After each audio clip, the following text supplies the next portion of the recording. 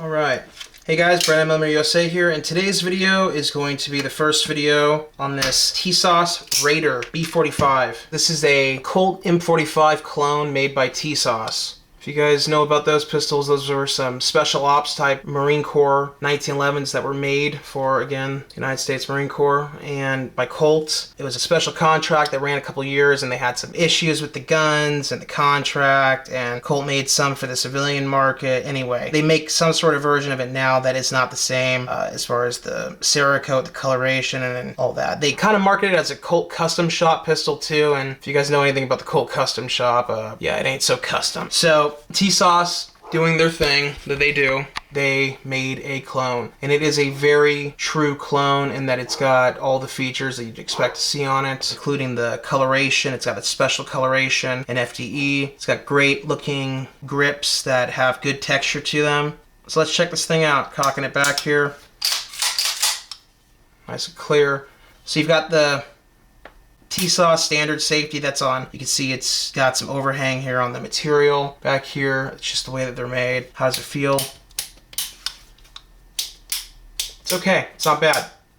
Again, put a Wilson Combat D10 in here, clean it up even more, make it a little bit more harder to use, which would be good. This is a little too loose still, to be honest. You can see that it's like failing to go all the way up right there. It's kind of caught in the halfway position. See that? Anyway. Just the way that it's fit is what it is, guys. How is the slide pin movement on this one? The length is very well fit on this Tisas. That's really surprising to me. Yeah, this is really well fit. This is the best fit link on a Tisas out of the bunch that we've gotten. Hadn't really checked out this pistol before this video, to be honest, so kind of finding out with you guys. The barrel, that's the least amount of movement again for a Tisas pistol. It just has a little bit of movement, but guys, comparing to, again, here's another Tisas. Here, a little bit more movement in this Tisas Stakeout model. Comparing that to Springfield Armory Mil-Spec two-tone, that barrel does not move at all. That slide stop pin does not move at all. The American-made Springfields are just a little bit better made.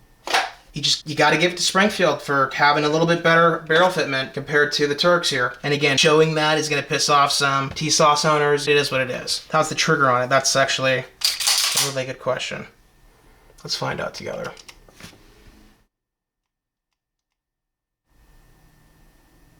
Wow.